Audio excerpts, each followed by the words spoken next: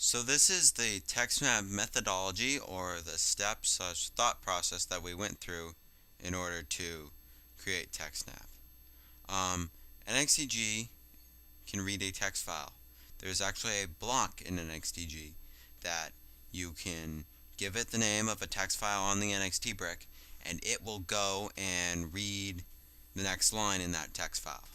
And then what you can do is you can pass what you've read in that line to blocks later in the program and use that as arguments for those blocks.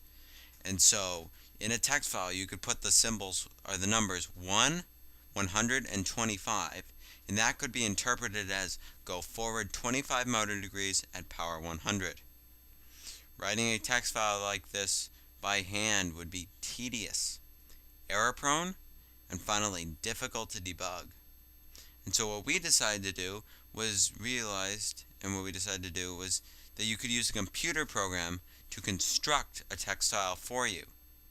And we wrote a computer program to do that. Well, not really wrote a computer program, but we wrote a library that will do that for you in Ruby.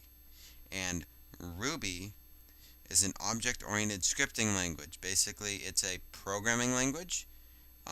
It's interpreted, so it's not quite as fast as a compiled language.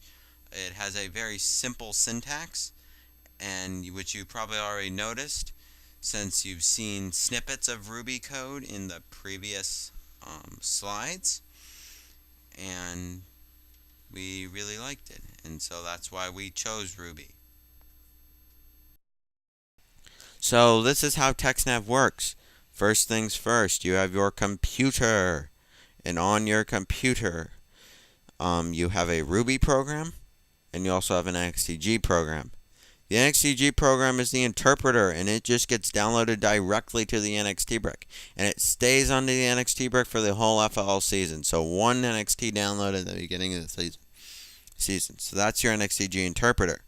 Next, on the computer, you have a Ruby program. And the Ruby program contains those robot.forward, robot.spin, those sorts of commands. When you go to run the Ruby code for each one of those robot.whatever commands, it adds some certain lines to a text file. The Ruby code builds up the text file and generates it. Once the Textnav is generated, you use either Bluetooth or USB, and you send your text file over to the NXT brick.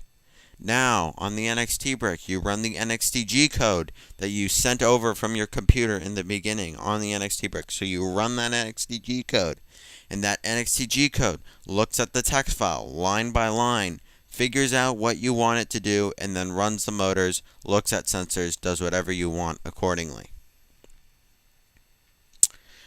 Okay, now we've reached the part of the show where you probably are wondering, how do I get Textnav? And well, the answer is simple. You could just go to the Google code page if you're one of those people who likes to memorize URLs. www.code.google.com/p/textnav2.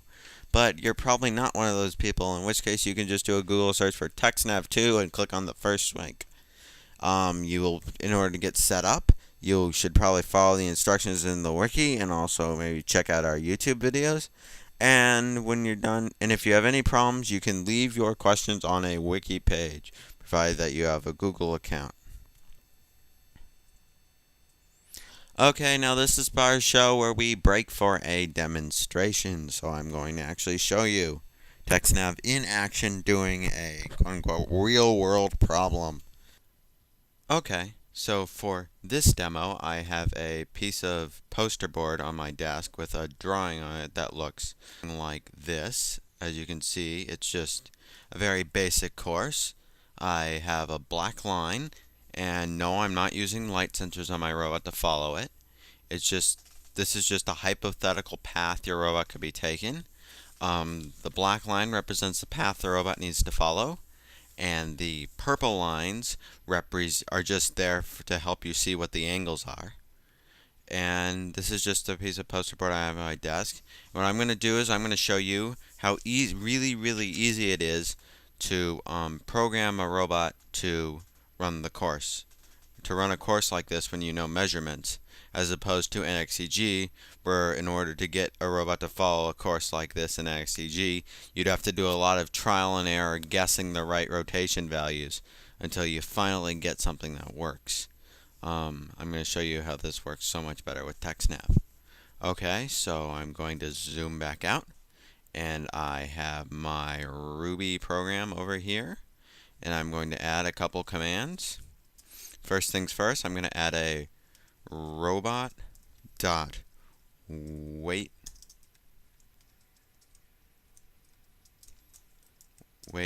underscore for underscore time 7. This basically allow me to run and turn on the camera so I can record it. Then we're going to do a robot dot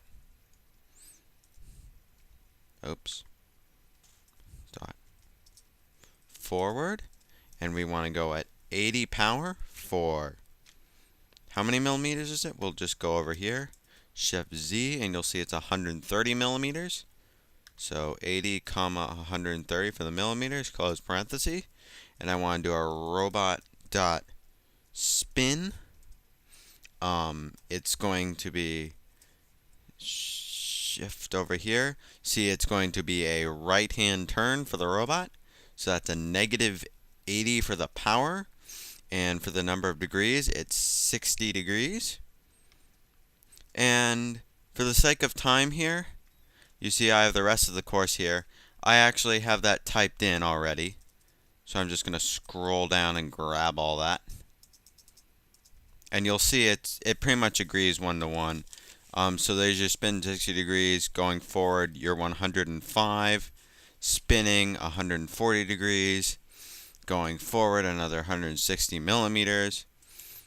Spinning another 110 degrees. And going forward, another 145 millimeters. Okay, that's good. Save. I'm done with my program. I'm going to click on Next Explorer. Run.